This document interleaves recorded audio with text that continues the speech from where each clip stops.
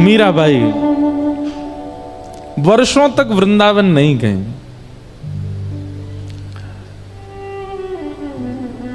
मेवाड़ में ब्याह हुआ और वहां जब कुंवर भोजराज उनका देहावसन हो गया, उसके बाद रहने लगी तो उनके देवर राणा उनको उनकी भक्ति भाव प्रिय नहीं थे।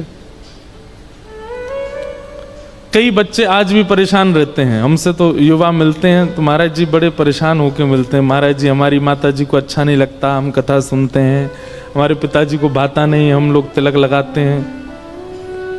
ऐसे माता पिताजी से हम कहेंगे क्या अच्छा लगता है? वो बेचारा रात भर पड़ा रहे नाली में उल्टा पी के, वो अच्छा लगता है?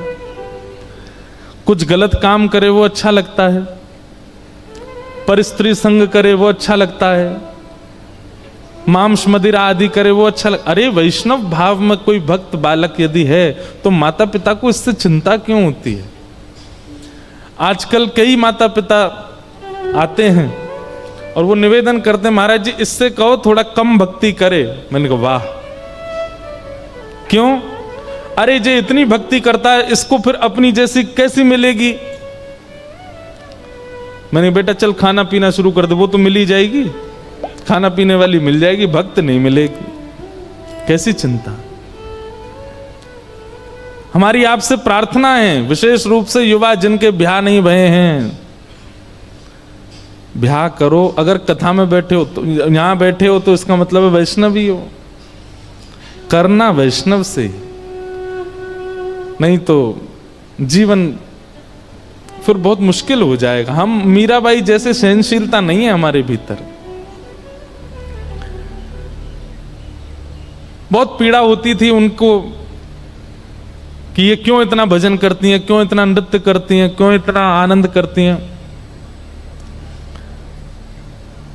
अनेक प्रयास किए, सबको कथाएं पता है।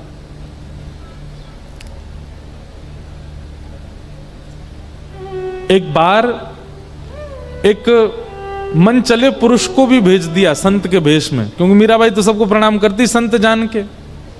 संत भेष देखा नहीं कि मीराबाई प्रणाम करती, दंडवत करती।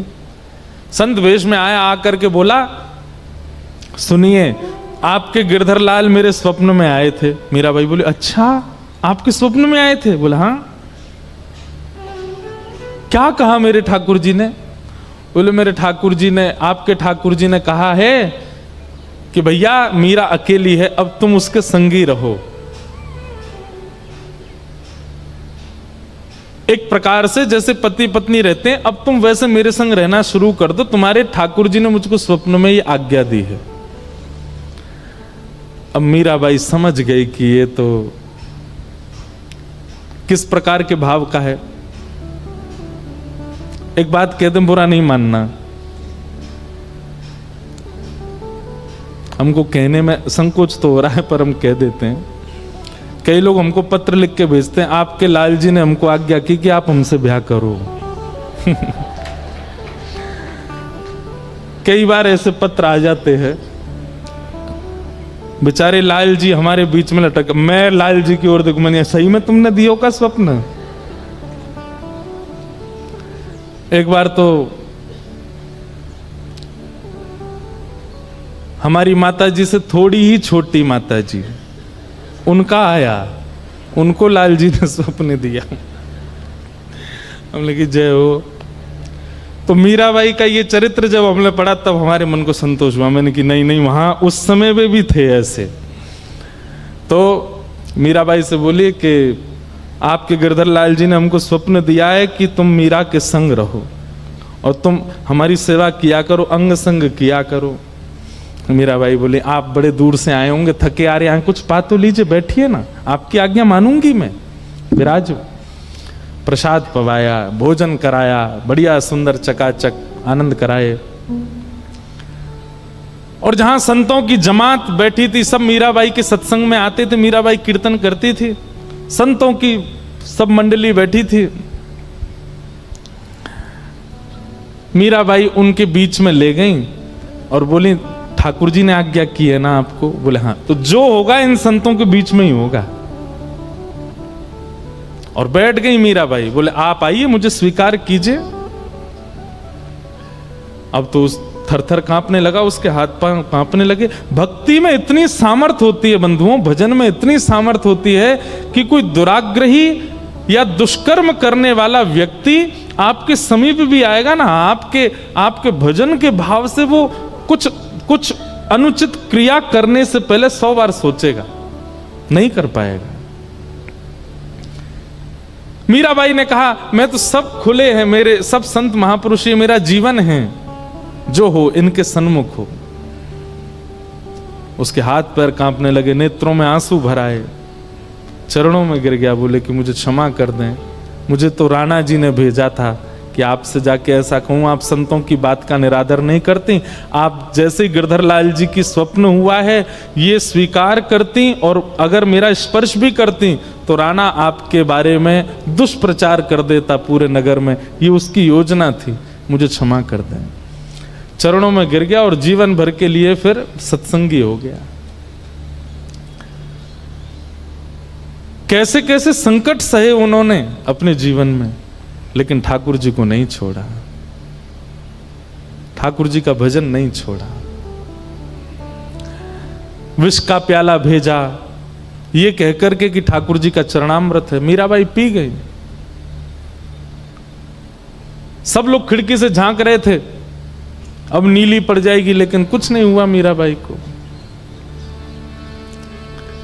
और वही विष की 2 बूंद जिस वैद्य ने बनाई थी, राणा जी ने पकड़ के उसी को पिलाई। बोले कि तैने विष बनाया था, कुछ नहीं हुआ उसको, अब ये 2 बूंद बच्ची तू पी।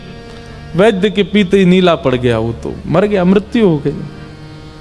तब भी राणा की बुद्धि नहीं सुधरी, तब भी वो ये नहीं समझा कि मीरा भक्तिमती है, मीरा के ऊपर ठाकुर जी की कृपा है। श्रीमद् भागवत की कथा जब हम करते हैं तो वहां हम एक बात कहते हैं कि कलयुग आपके ऊपर प्रभाव डाल चुका है। इसका सबसे पहला प्रमाण यह होगा कि भजनानंदी वैष्णवों के प्रति आपके अंदर उपहास की भावना आ जाएगी, अविश्वास की भावना आ जाएगी। किसी का तिलक देख करके, किसी का वैष्णव भेष देख करके आपको उसके प्रति ऐसी भावना उत्पन्न होने लग जाए कि ये तो पाखंडी है, ये तो दिखावा करता है। समझ जाना, ये कलयुग का प्रभाव है। हम कह रहे हैं वो वास्तव में पाखंडी हो, वो वास्तव में दिखावा कर रहा हो, तो भी आपको ना लगे कि ये दिखावा कर रहा है, तब समझो कि आप कलयुग से बचें। आज मुझसे प्रश्न किया, शायद आपके पिताजी बोले कि महाराज जी, दुष्कर्म करने वाले, दूषित क्रिया करने वाले लोग सबसे ज्यादा धनवान हैं कलयुग में, क्यों? और भजन करने वाले, वाह वाह रे मौज फकीर आंधी, सब रे फकीर हैं, इससे आगे नहीं आता मुझे। चना चबेना ऐसे करके कुछ है ना, दीदी सुनाएंगे आज। तो भजनानंदी वो सम होते हैं, वो सरल होते, वो इतने धनवान नहीं होते। चलो हमारी बात छोड़ो, हम तो वृंदावनवासी, बाबा की बात छोड़ो, दीदी की बात छोड़ो, कोई सदगृहस्थ भी यदि भजन के प्रभाव में होते हैं तो वह भी उनकी अपेक्षा, दुष्कर्म करने वालों की अपेक्षा धनवान नहीं होते, वो ज्यादा धनवान होते हैं। क्यों? सबसे पहला इसका उत्तर यही है कि भक्त की अपेक्षा में, भक्त की उम्मीदों में धन है नहीं। पहली बात, वो प्रायोरिटी धन को रखता नहीं है, वो संग्रह नहीं करता। मैं कथा में कहता हूं, ठाकुर जी को भजने वाले की स्थिति लुटावे की है जाए, जमा करवे की नहीं। वो बांटना शुरू कर दे। आपने कोई अच्छी, आज बहुत बढ़िया पगड़ी पहनाई मुझे, हैं? लेकिन वैष्णव स्वभाव कैसा होता है पता है? अगर कोई बढ़िया सो आग हो ना मेरे सामने और कोई बालक ऐसा लगा कि ये सुंदर है तो पहना देंगे। अब बलि देने वाले को हो सकता है मन में संकोच है, हमने ऐसी पहनाई। स्वामी जी के चरित्र में आता है कि बादशाह ने जाकर के मणियों की माल धर दी चरणों में। अब बादशाह बार बार अंकित करते हुए कहे ऐसी मणियां हैं इसमें, इन मणियों से चाहें तो ऐसे ऐसे घाट खरीदे जा सकते हैं, ऐसी ऐसी मणियां भर करके मैंने ये माला जो है अर्पित की है। स्वामी जी थोड़ी देर तो सुनते रहे उसकी बात। स्वामी जी तो बैठते थे सघन वन में, तभी एक हिरण निकल के आया, स्वामी जी के बगल में बैठ गया। स्वामी जी हाथ फेरते रहे, उसके प्रति इतना प्रेम आ गया कि जो मणि बादशाह ने मणियों की माल पहनाई, उठा करके हिरण को पहना दी।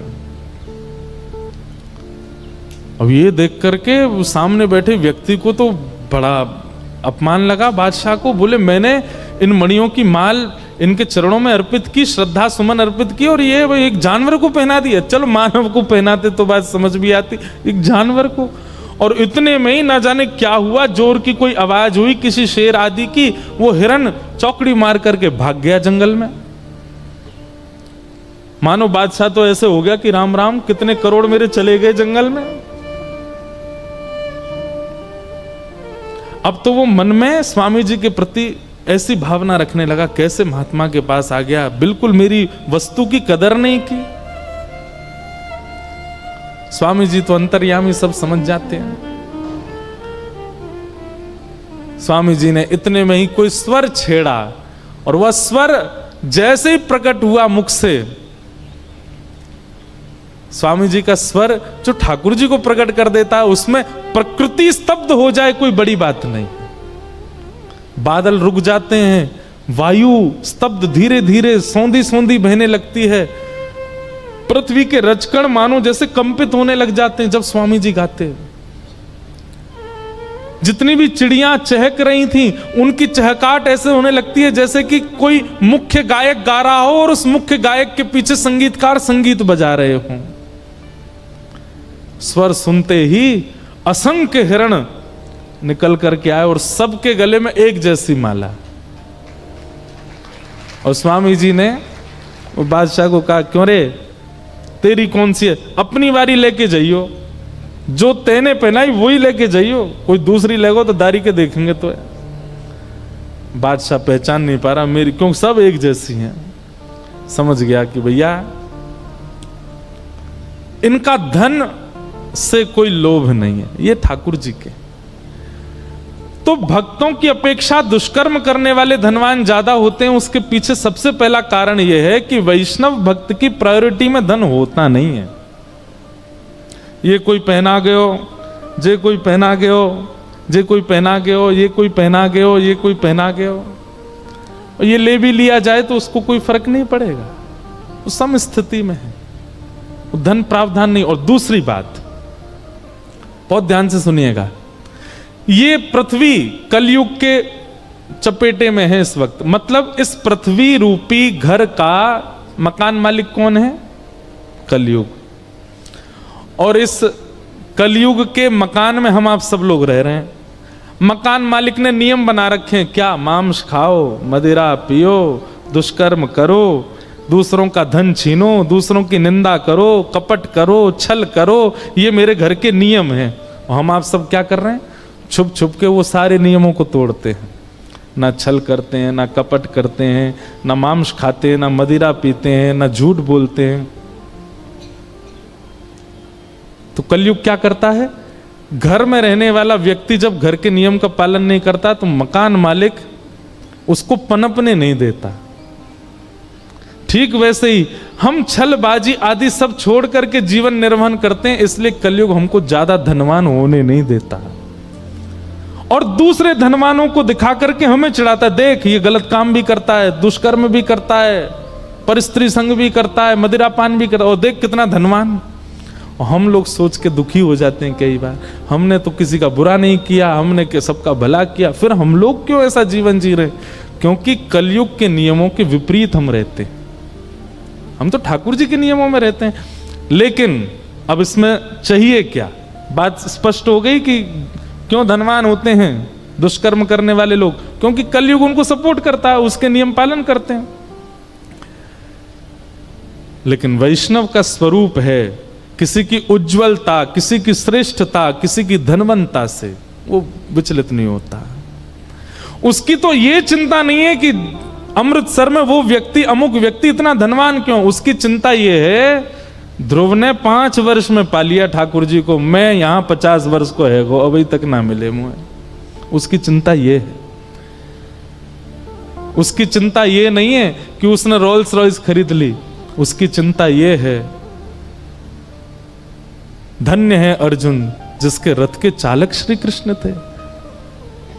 हमारी तो इतनी योग्यता भी नहीं कि हम एक रोटी भी पवा सके। उसकी चिंता संसार के उज्जवलवान, श्रेष्ठवान, धनवान लोगों से नहीं होती, उसकी चिंता भक्तों से होती है कि उनको भी मिले, मेरे में क्या कमी है।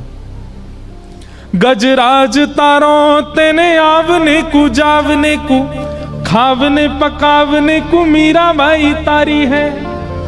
नरसी मेहता को तारो वहीवार सवारने को, वेदन सुनावने को जय देव तारो है। आपने सबको तारा है नाथ। गजेंद्र को तार दिया, मीराबाई को तार दिया, और तर्क कितना अच्छा, गजराज तारो तेने आवने को जावने को। गजेंद्र को क्यों तारा? बोले ताकि आपकी वैकुंठ में बढ़िया सवारी हो सके। आपने कही कौन है संकट में? बोले गजेंद्र, तार दो, एक नई गाड़ी आ जाएगी वैकुंठ में, ले आओ। भक्त तो ऐसे ही ठाकुर जी से बात करते हैं कभी कभी नोक झोंक में। और खावने पकावने को मीराबाई तारी है। राजस्थान की,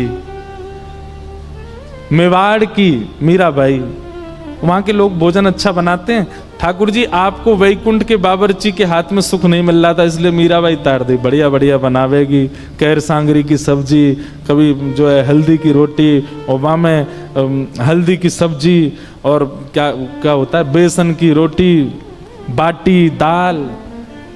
ठाकुर जी आपके मुंह में पानी आया, यही मारे आपने मीराबाई तार दी। और वेदन सुनावने को जयदेव तारो है, जयदेव को तार दिया। क्यों? बोले बढ़िया बढ़िया रचनाएं बना बना करके गाते हैं।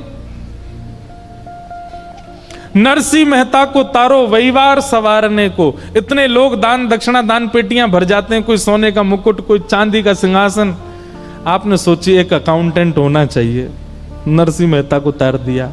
हाँ भाई, सब लेगा जो की रखा करो, पर नाथ मैं तो आपके किसी काम का नहीं हूं, मुझसे आपका कोई काम नहीं बनेगा, लेकिन आप तारणहार हो ये बात तब सिद्ध होगी जब मुझे तार के दिखाओ।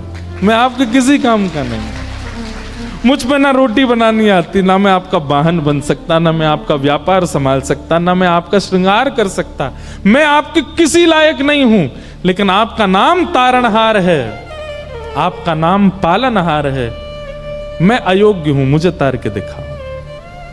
उसकी चिंता तो ये होती है, वो चिंता इस बात से चिंतित नहीं है कि कोई धनवान क्यों है, कोई श्रेष्ठ क्यों है।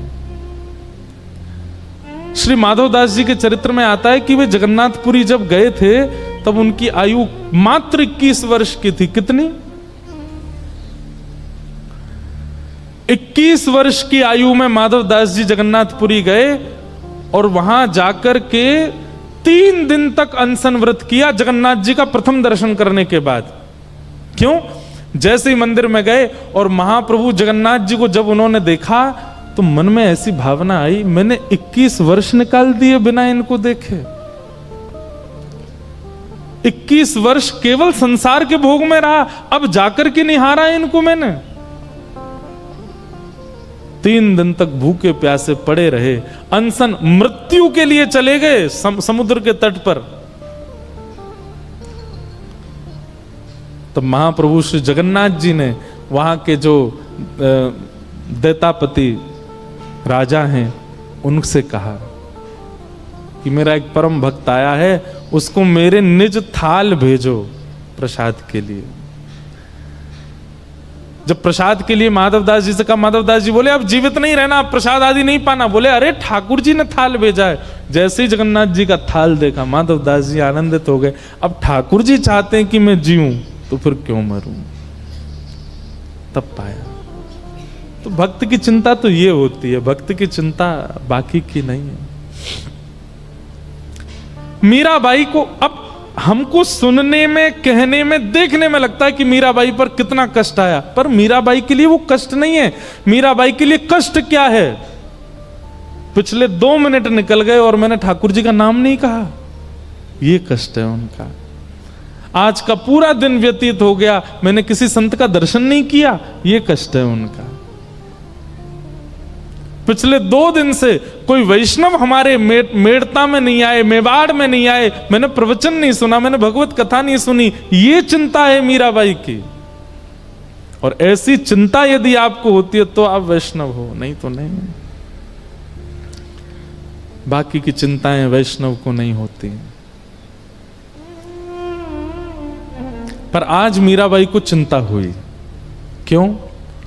क्योंकि जब तक संकट मीराबाई पर था सह रही थी, पर अब मीराबाई की वजह से एक वैद्य की मृत्यु हुई, ऐसा उनको लगा, जबकि मीराबाई ने कुछ नहीं किया।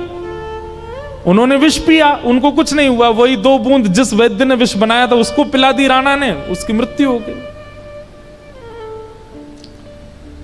आज मीराबाई को कष्ट हुआ कि अब पीड़ा मुझसे औरों पर जा रही है। अपने ठाकुर जी के आगे एक तारा लेकर के श्री मीराबाई बैठी हैं। जिस भवन में मीराबाई रहती, बाहर पूरा परिवार वैद्य का शव लेकर के बैठा है, आपकी वजह से हमारा पति चला गया। मीराबाई एक तारा लेके बैठी अपने ठाकुर जी के सामने।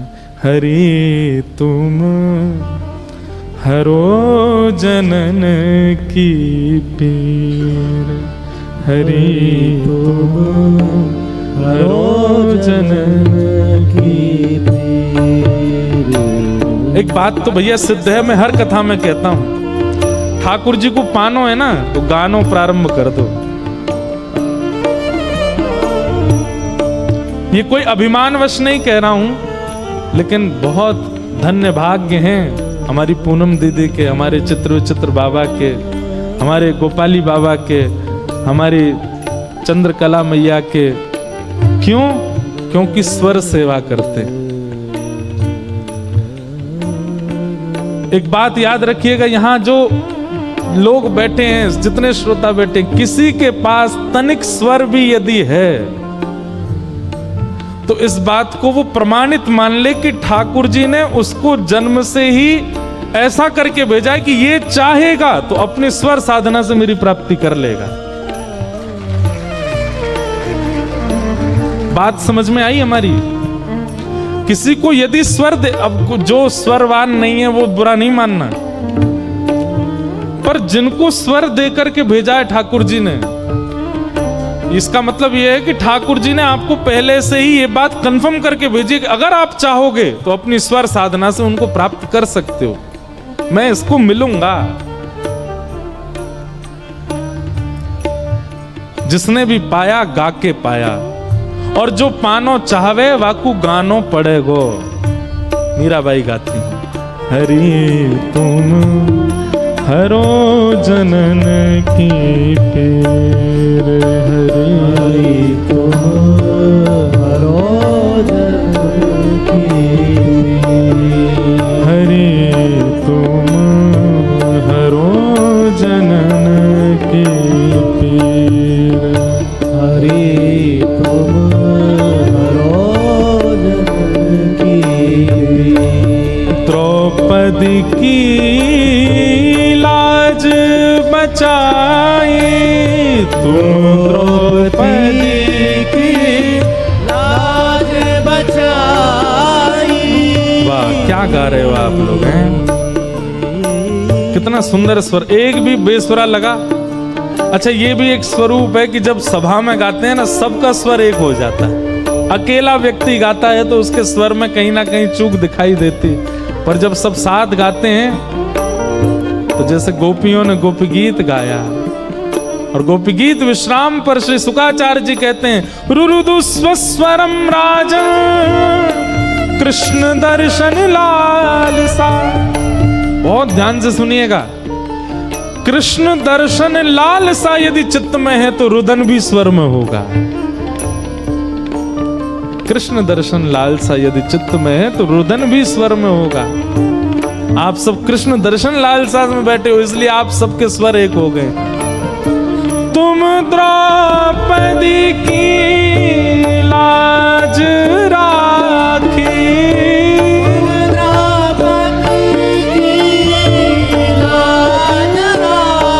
कैसे? तू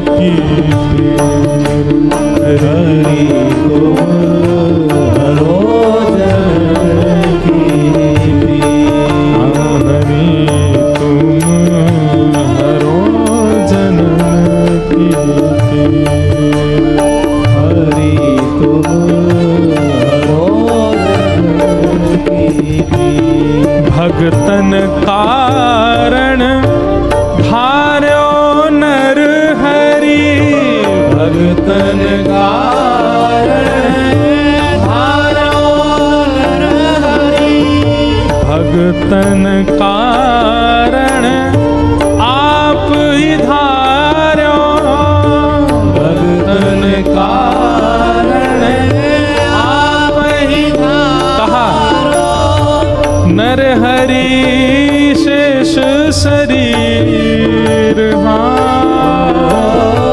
नर हरि शेष शरीर।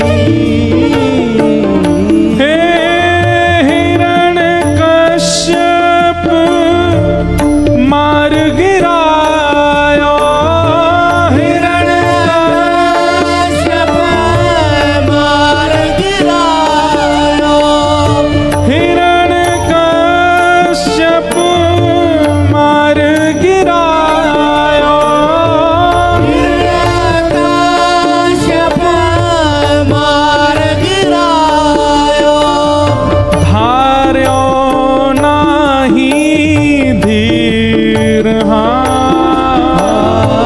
धार्यो नाही धीर, हरि तुम हरो जनन की पीर, हरि तुम हरो जनन की पीर, हरि तुम हरो जनन की पीर, हरि तुम हरो जनन की पीर। बूढ़त गजपति राख लियो तुम, बूढ़त गजपति राख लियो तुम, कियो बाहर लेनीर, कियो बाहर लेनीर।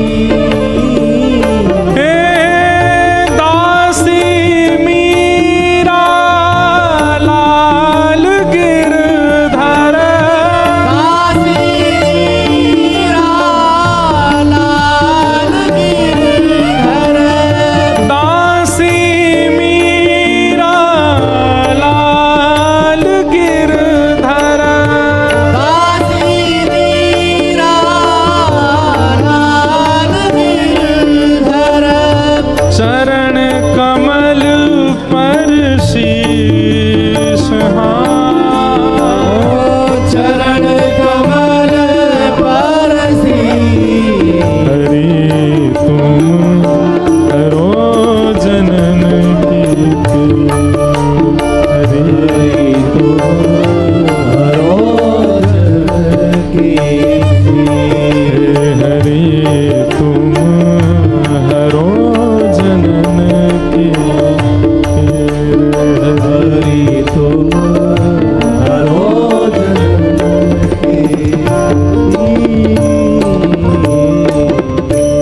मीराबाई गा रही हैं हरि तुम हरो जनन की पीर।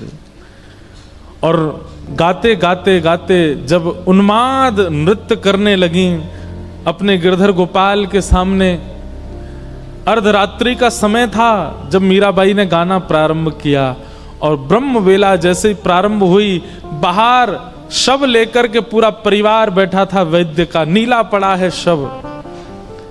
और यहां राणा और मीराबाई की ननद ऊदाबाई ये सब तमाशा देख रहे हैं।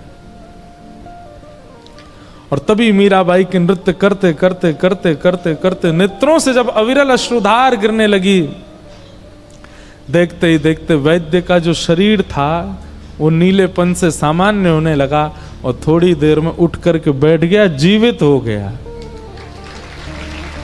और जितने लोग वहां खड़े थे सब मीराबाई की जय जयकार, गिरधर गोपाल की जय जयकार करने लगे।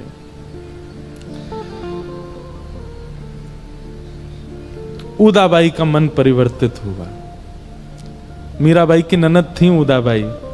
प्रसंग में आता है कि जब मीराबाई विवाह करके आई थी भोजराज जी के साथ, तो गृह प्रवेश के समय ननद द्वार रोकती है और रोक करके नेक मांगती है। अब राजघराने की बेटी अगर नेक मांगेगी तो फिर 16, 17, 20 लाख रुपए के तो कुछ हार दो तो भी तो नेक है। द्वार रोक दिया मीराबाई का, तो मीराबाई बोली क्या करना है? बोले भाभी पहली बार गृह प्रवेश कर रही हो, पहला चरण अंदर रखोगी, उससे पहले नेक दो।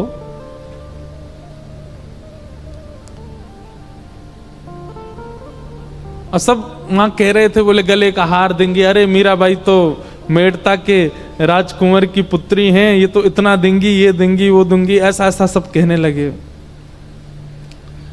मीराबाई अपना थैला था पास में, उसमें से कंठी माला निकाली और निकाल करके उदाबाई को पहनाने लगी। उदाबाई बोली ये क्या लकड़ी की माला पहना रही हो, क्या लकड़ा पहना रही हो मेरे गले में? मीराबाई बोली ननद सा, जब मृत्यु हो जाएगी ना तो गहने होंगे ना शरीर पर, घर वाले सब उतार लेंगे, लेकिन इसको कोई नहीं उतारेगा, ये संगी रहेगा आपके। यही तारणहार है। अरे उसको पहन के नगर में घूमते हो तो नगर वाले खुश होते हैं, पर इसको पहन के नगर में घूमोगे तो श्याम सुंदर प्रसन्न होगा। ये पहनो। अब उस समय ननद को कहां समझ आ रही थी, उतार के फेंक दिया दूर। मीराबाई ने लेकर के थैला में धर लिया, लो तो अच्छा, नहीं लो तो कोई बात नहीं। आज उदाबाई का जब मन बदला, मीराबाई के पास गई, चरणों में प्रणाम करके और कहा मैंने बहुत अत्याचार किया, मैंने बहुत कष्ट दिया आपको। भाभी सा, आप जब प्रथम गृह प्रवेश कर रही थी उस समय आप एक माला मेरे गले में पहना, जिसको मैंने फेंक दिया था। आज मेरा सिर आपके सामने, वो माला मुझे पहना दो। और मीराबाई ने तुलसी माला अपने हाथ से अपनी ननद को पहनाई। लेकिन अब मीराबाई के मन में भाव है कि अब यहां नहीं रहना,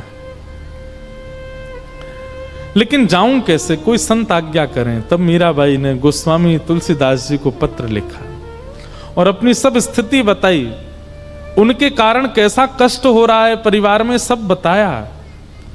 तब गोस्वामी जी ने पत्र लिख करके कहा, जाके ही न राम वै देही, तजिए ताहि कोटि वैरिसम, यद्यपि परम स्नेही।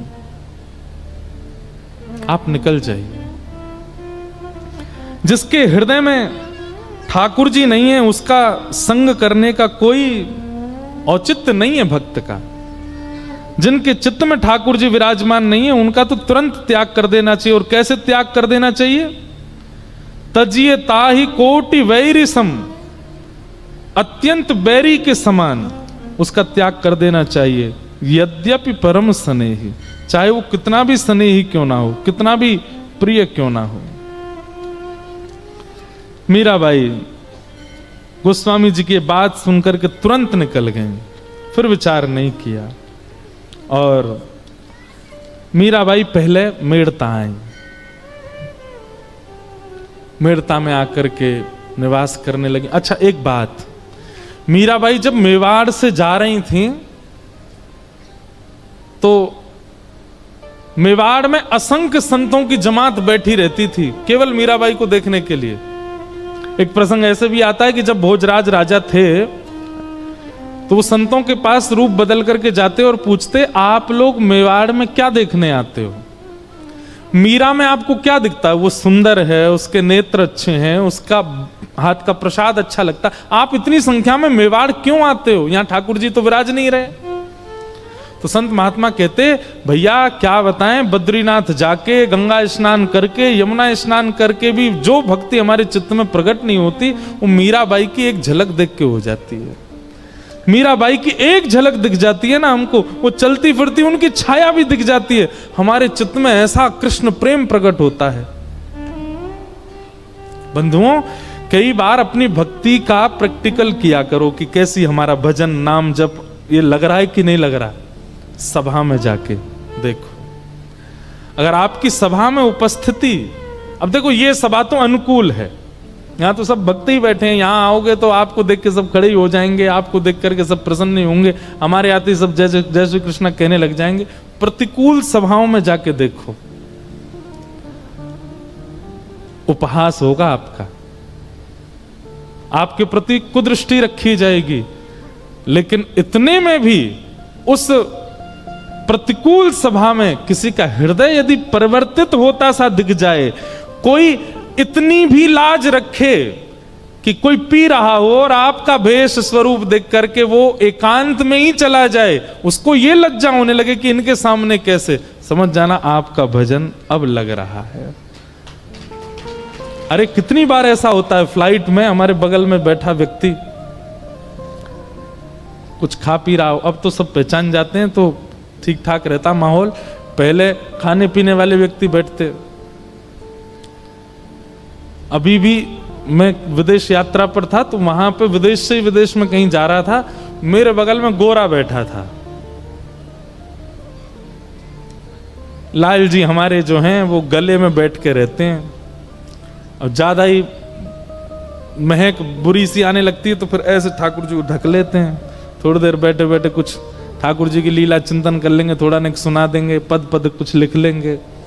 तो बगल में बैठा व्यक्ति अब जैसे एयर होस्टेस आई पूछने के लिए वेज नॉन वेज, अब वो तो नॉन वेज ही खाते हैं, वहां तो वेज पूछते ही नहीं है, विदेशों में वेज तो पूछते ही नहीं है, वहां तो परोसा ही वही जाता है। तो जब एयर होस्टेस आई तो वो मुझसे उसने कहा उससे, बोले 1 मिनट में पूछूं, तो फिर उसने मुझसे पूछा आपको कंफर्टेबल होगा मैं खाऊं? मैंने पूछा क्या खाओगे, फिर उसने बताया कि, तो मैंने कहा अगर सीट अवेलेबल हो तो मैं वहां चला, तो बोले नहीं आप बैठे रहो मैं जा रहा हूं। सीट बदल करके उसने कुछ और पाया और वो फ्लाइट लैंड होने तक आया ही नहीं मेरे पास।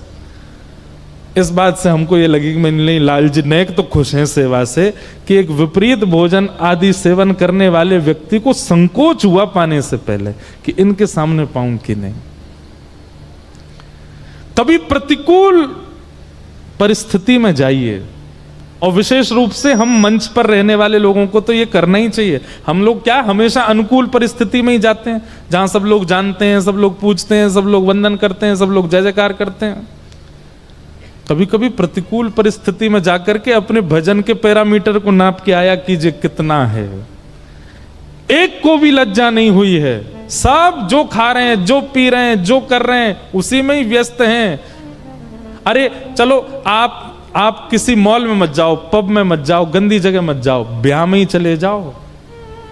किसी का ब्याह चल रहा हो, ब्याह में भी तो कुछ लोग होते हैं जो विपरीत क्रिया कर रहे होते हैं, नाच रहे होते हैं, बैंड बाजे बज रहे हैं, धुआंधार उल्टे सीधे गानों पर। लेकिन आपकी वैष्णव स्थिति उनके चित्त को थोड़ी देर के लिए लज्जित यदि करती है, थोड़ी देर के लिए उनको ऐसा था अभी ये खड़े हैं, अभी तो नहीं नाचूंगा मैं, समझ जाओ कि आपका भजन फल देता है। आपका भजन किसी अन्य को दूषित कार्य करने से थोड़ी देर के लिए सही रोक तो रहा है, लेकिन केवल आडंबर होगा हमारे अंदर तो फिर जो जैसा है वैसा ही रहेगा, उसमें कोई परिवर्तन आने वाला है नहीं। मीराबाई की उपस्थिति, मीराबाई का दर्शन, अरे कथा सुनिए नरवाहन की। जो नरवाहन पूरे ब्रजमंडल में हाहाकार मचा रखा था जिसने, उसको पता चला कि श्री राधा वल्लभ लाल को लेकर के हितरवंश महाप्रभु पधारे हैं, और पता चला है कि खूब सारे सोने चांदी हीरे जवाहरात गहनों से लबालब संदूकें भर भर के लाए हैं। किसी ने हितरवंश महाप्रभु से कहा, बोले महाराज आप वृंदावन आ तो गए हो, इतनी धन संपत्ति लेके आ तो गए हो, अपने ठाकुर जी को लेके आ तो गए हो, लेकिन इस पूरे वृंदावन क्षेत्र में, वृंदावन में पहले कोई रहता तो नहीं था, वो वन था, और दिल्ली से आगरा यमुना जी के मार्ग से बड़े बड़े जहाज जाया करते थे। पहले यमुना जी खूब विशाल थी, खूब गहरा जल था, बड़े बड़े जहाज चलते थे व्यापारियों के। तो वृंदावन में नरवाहन रहता था जो कि अपनी समस्त मंडली के साथ उन जहाजों को लूटता था। उसका इतना खौफ था।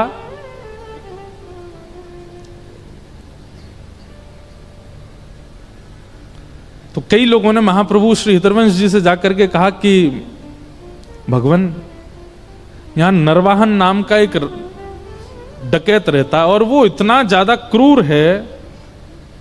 भय गांव है वृंदावन के पास, वहां रहता था। अब नाम बदल गए होगो कि जन वही है, पता नहीं। भय गांव है महाराज जी, नाम बदल गए होगो। भय गांव में रहता था। उसका नाम ही गांव का क्या था? भय गांव। सबको भय लगता था उससे। तो महाप्रभु जी से किसी ने कहा, बोले कि आप एक बार नरवाहन से मिल लीजिए और उसको बता दीजिए कि आप ठाकुर जी लेके आए हैं और आपके पास इतनी सामग्री है, इतना धन है, कहीं वो कल को आक्रमण ना करे। हितरवंश महाप्रभु बोले, हम जाएंगे उसके पास? हमारे पास ठाकुर बैठे हैं, ठाकुर की सामग्री है, हम थोड़ी जाएंगे उसके पास। और कदम्ब टेर, मदन टेर, ऊंची ठौर श्री राधा वल्लभ जी को विराजमान कर दिया। कोई मंदिर नहीं, वृक्ष के नीचे श्री कुंज में ठाकुर जी रहते थे। प्राचीन काल ऐसी सुंदर सुंदर वृंदावन की महिमा है, कभी कभी मन होता है बोलते रहें। वृंदावन की वृक्ष वल्लरियां कैसी थी पता है? जैसे ही ठाकुर जी विराजमान कर दिए, अपने आप कुंज निकुंज ऐसे आड़ बना लेती ताकि ठाकुर जी के ऊपर धूप ना आवे, जल की बिंदु ना गिरे। मतलब अपने आप ही बेल सचल हो जाती थी, क्योंकि वृंदावन के वृक्ष साधु संत ही हैं, सब गोपी जन ही हैं, ये तो सब मानते ही हैं। पर अब नहीं होता ऐसा। अब तो वृंदावन बिल्डिंग बन हो गया, होल्डिंग बन हो गया, भीड़ वन हो गया, भीड़ वन। कौन सा वन? भीड़ वन।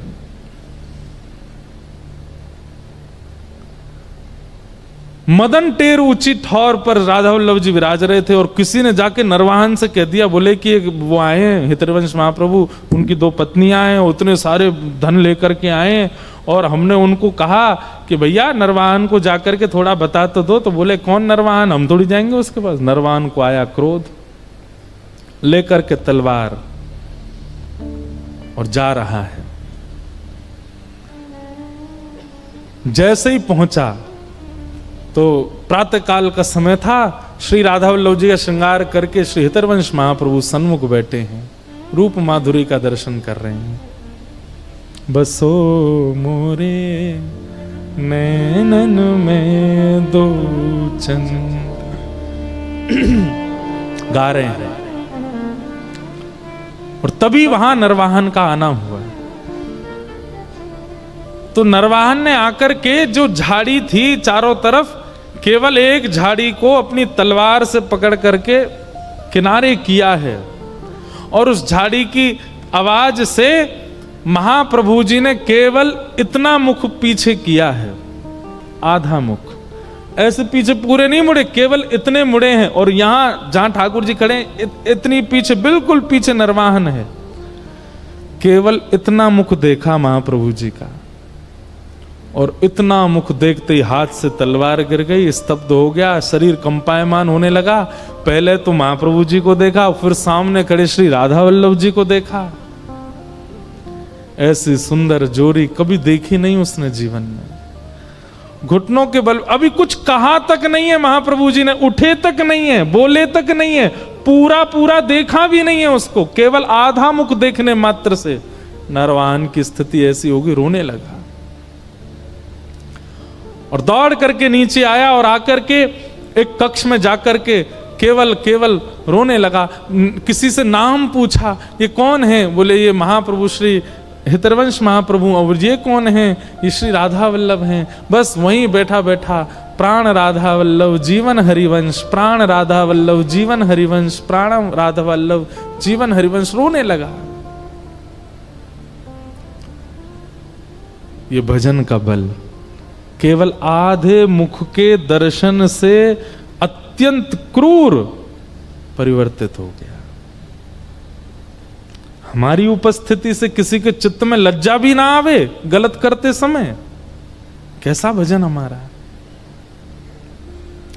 इसी बात को भीष्म पितामह से कहते हैं भगवान भागवत में कि मुझे इस बात का आश्चर्य पितामह कि आपकी उपस्थिति होते हुए भी द्रौपदी का चीरहरण कैसे कर रहा था दुशासन। क्योंकि अभी तक पितामह भीष्म की इसी बात से प्रशंसा थी कि इन जैसा भजनानंदी, इन जैसा त्यागी, इन जैसा विरक्त कोई नहीं है। लेकिन ठाकुर जी ने छोटी सी बात कहकर के पितामह भीष्म को आईना दिखाया। लज्जा नहीं हुई दुशासन को आपके सामने द्रौपदी का चीरहरण करते समय? कहीं ना कहीं आपका भजन जिसका आप गुमान करते हैं, आपका त्याग, आपका बाल ब्रह्मचर्य जिसका आपको अभिमान होता है, मत करिए। आपकी उपस्थिति से कोई लज्जा नहीं हुई दुर्योधन को, दुशासन को।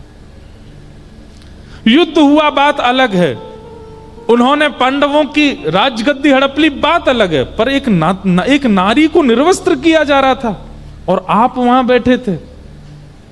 किस बात का अभिमान है आपको?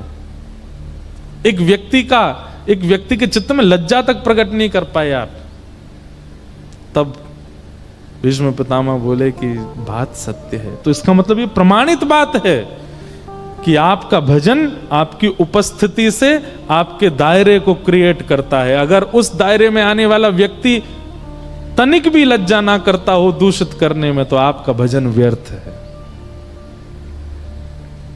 आज हमारे वृंदावन के पूज्य श्री प्रेमानंद जी महाराज हैं, जब वो निकलते हैं, आप उस समय वहां बैठे लोग या लाखों की तादाद में जो उपस्थित व्यक्ति हैं, वो परिवर्तित हो जाते हैं। उनका चित्त मलिन था, वो शुद्ध होने लग जाता है, वो अपने दूषित कार्यों को छोड़ने लग जाते हैं। कैसे? क्योंकि कहीं ना कहीं एक महापुरुष का भजन उसकी उपस्थिति से प्रकट हो रहा है। तो जितने वैष्णव यहां बैठे हैं, कभी कभी पैरामीटर नाप के तो आओ, अपना कहीं विपरीत जगह जाकर के देख के तो आओ आपका भजन कैसा चल रहा है आजकल। लेकिन हां, एक बात का ध्यान रखना, कहीं आपकी उपस्थिति से अगर सामने वाला लज्जा में आ जाए, थोड़ा अपने कार्य को छोड़ दे या थोड़ा संकोच में आ जाए, तो अभिमान मत कर बैठना अपने भजन का। भले कृपा मानना ठाकुर जी की, उनकी कृपा है। मीराबाई मेड़ता आ गई। क्यों? प्रतीक्षा कर रही हैं कि वृंदावन बुलाएगा तो जाऊंगी। मैं ये बात कहता हूं कथा में कि आप ऐसे मत चले जाया करो मोह उठा के। भाई, जब हम सामान्य संसार में भी किसी के ऐसे ही नहीं चले जाते, प्रतीक्षा करते, थोड़ा तो मान रहता है कि बुलावे तो जामे। वृंदावन की भी प्रतीक्षा करो कि बुलावे, और वृंदावन जब बुलावेगा उसके 3 प्रमाण तो हम दे चुके हैं पहले। पहला, स्वप्न में दर्शन। दूसरा, वृंदावन से कोई प्रसाद आपके घर सहज आ जाना। तीसरा, कोई ब्रजवासी आपके नगर में आ जाए। ये 3 प्रमाण है कि वृंदावन बुला रहा है। और चौथा सुनो, जैसे जल बिन मछली तड़पती है ना, ऐसी स्थिति हो जाए, भोजन ना सुहाए। अष्ट सखा गाते हैं, माई मेरो मन हरो, सांवरो घर अंगना ना सुहावे। ना सुहाए कुछ भी, कोई कितनी भी बढ़िया वस्तु कुलचे लाके धर दे आपके सामने, नहीं भा रहा हो, अब तो वृंदावन जाना है। कोई कितनी भी सुंदर वस्तु दे दे, आपकी स्थिति नहीं, अब तो वृंदावन जाना है। बस रह ना पा रहे हो तब जाओ वृंदावन। मीराबाई अब उस स्थिति की प्रतीक्षा कर रही हैं। कब हो मिले पिया मो। मीराबाई के सुंदर पदों में एक मेरे को ये बहुत भाता है, ध्यान से सुनना। कब हो मिले पिया मोरा गोविंद, कब मिले पिया मोरा गोविंद, कब मिले पिया मोरा। सब लोग गाओ। गोविंद कब मिले पिया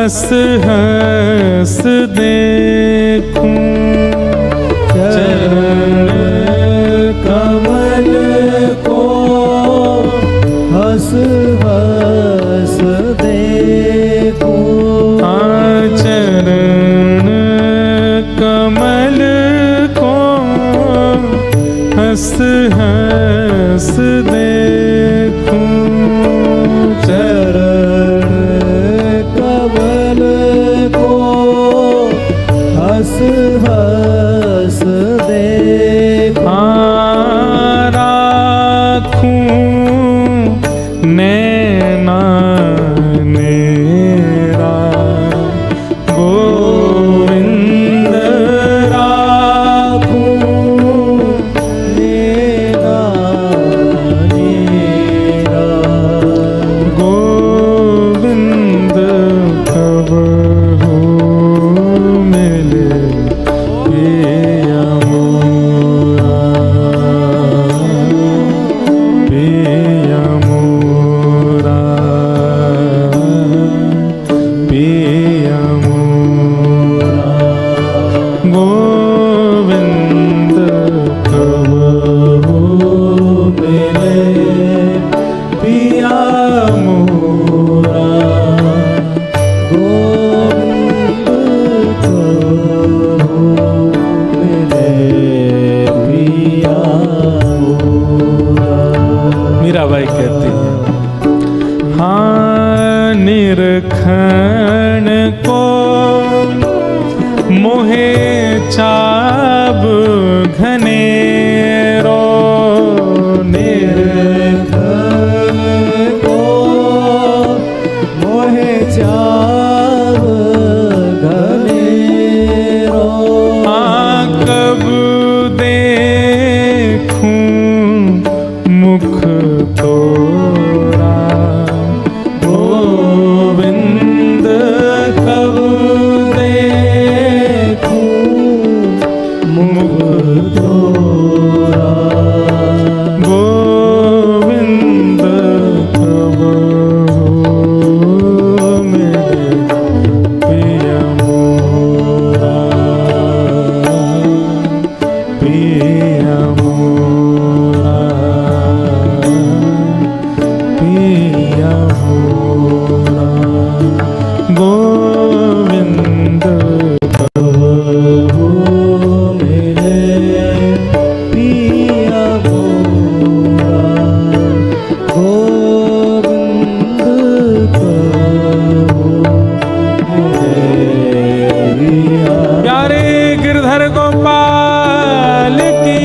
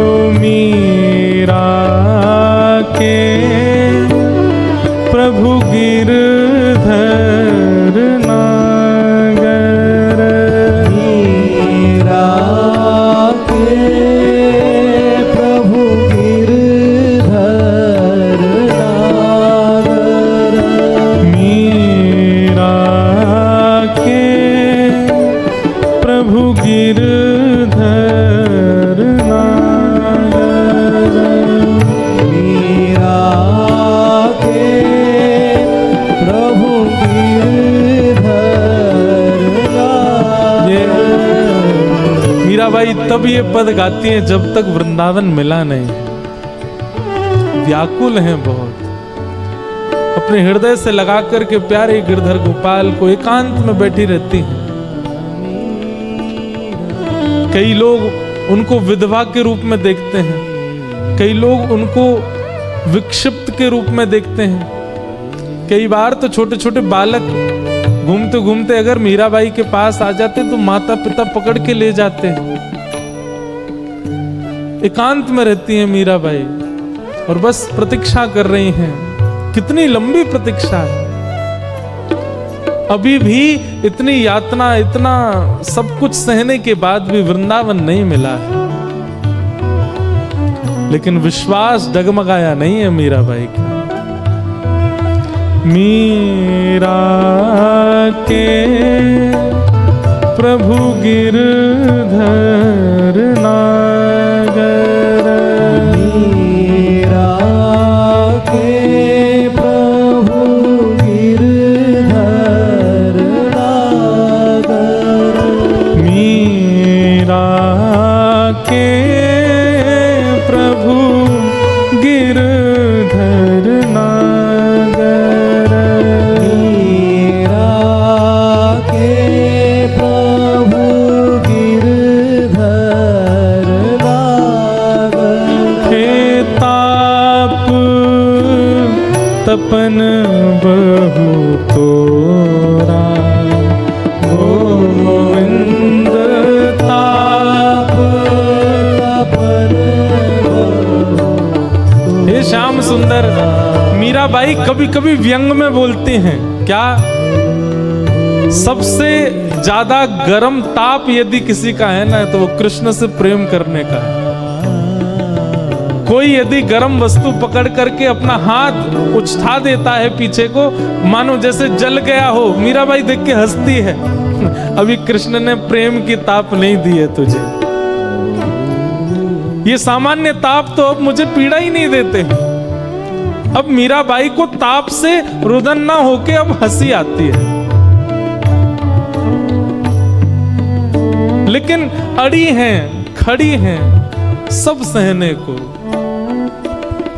ताप तपन बहु तोरा, गोविंद ताप तपन बहु तोरा, गोविंद कबहु मिले पिया मोरा,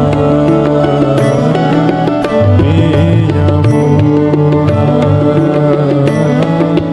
पिया मोरा, गोविंद कबहु मिले पिया मोरा, गोविंद कबहु मिले पिया मोरा, पिया मोरा,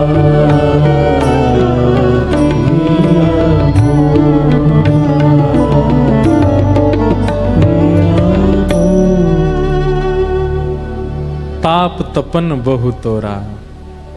ठाकुर जी कितना ताप देते। व्याकुल प्राण धरत नहीं धीरज, अब प्राण रुक नहीं पा रहे हैं। और वही समय आया जब मीराबाई वृंदावन को गई हैं।